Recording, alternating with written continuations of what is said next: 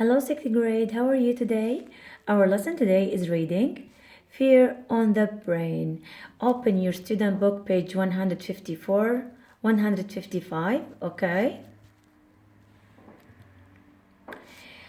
Let's take a preview before we start reading together. Okay.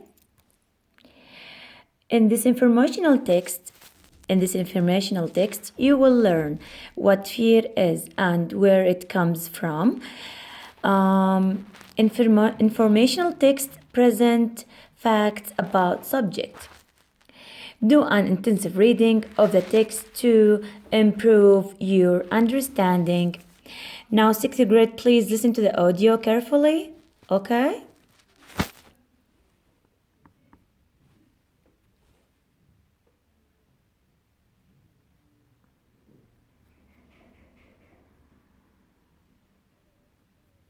Page 154. Read. Fear on the Brain. Your heart is racing, your hands feel like ice, and your skin is clammy with sweat. Butterflies swarm in your stomach, and it's impossible to think straight. You're scared. That's obvious. But what makes your body react this way? It's all your brain's fault. Fear is an emotion, and all emotions, including fear, are made in your brain. Fear is your brain's defensive response to danger. You might be thinking that sweaty hands and a stomachache are not helping much, but these are all part of your brain getting your body ready for rapid action. You breathe faster to feed more oxygen to busy cells. Your racing heart pumps more blood around your body, so muscles are set for fast action. Down in your middle, your adrenal glands flood your body with adrenaline, a chemical that gives you a burst of strength and energy, makes you extra alert, and even numbs pain. Adrenaline also makes you sweat and can give you an upset stomach. And if you can't think clearly, it's because your brain wants to focus on only one thing, the danger in front of you. Where does fear come from? Fear starts in a very old part of the brain called the limbic system. Scientists think the limbic system first evolved in early animal brains about 220 million years ago. Even the dinosaurs probably had a limbic system pretty similar to ours. The limbic system does two things very well. First, it interprets information from your senses, the things you see, hear, and feel, and decides how you should react emotionally to that information. The limbic system also stores memories of danger, and whether what you did, say running away, helped or made things worse. These memories help the brain make very fast decisions about how to respond to threats. Fight or flight. Fear is automatic and happens instantly when your brain sees trouble. You don't have to decide to be afraid. And the fear response is very similar in most animals, including humans. First, the animal freezes for a split second, focusing all of its attention on the threat. If it decides the threat is not serious, the animal calms down. If the danger is real, the animal might stay frozen, hoping to hide. Or it makes a quick choice to defend itself or run away, a reflex called fight or flight. You can't get rid of fear entirely. Fear is built into your brain and is a basic part of human and animal nature. But you can learn to control what triggers fear, what your brain sees as dangerous. And understanding fear can help you choose to react in other ways besides running or fighting.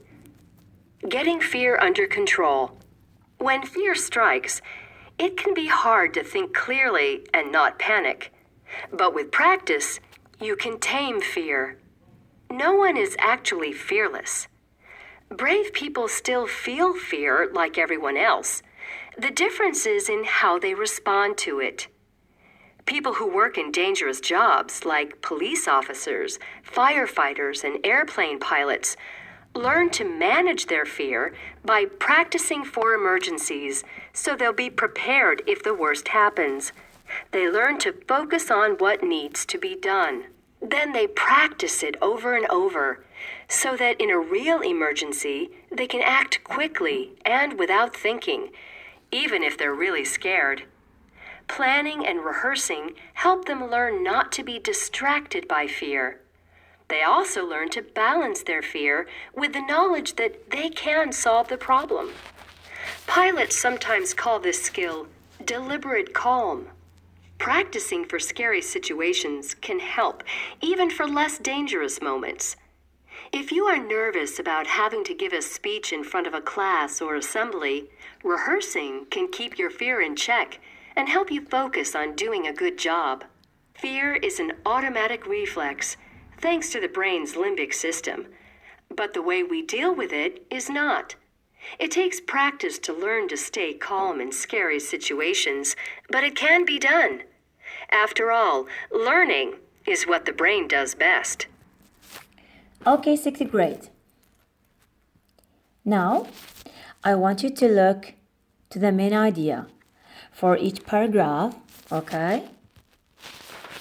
But before that, let's learn intensive reading. When you read intensively, you pay careful attention to the text. Reading intensively involves keywords, grammar, structure, text features. Keywords. Which word do you need to know to understand the text? The answer is adrenaline, adrenal, glands, adrenaline, limbic system, deliberate, calm. These are the key words. Grammar. Are you reading about present facts, past events, or future possibilities? Here, the grammar is present tense for facts. Structure. Where does one idea and another begin? The answer is divided into 3 main sections with an opening and closing. Text features. What can the title, headings, captions, and pictures tell you about the text? The answer is headings and photos. Okay? Now, we will read together the main idea in each paragraph. Okay, sixth grade?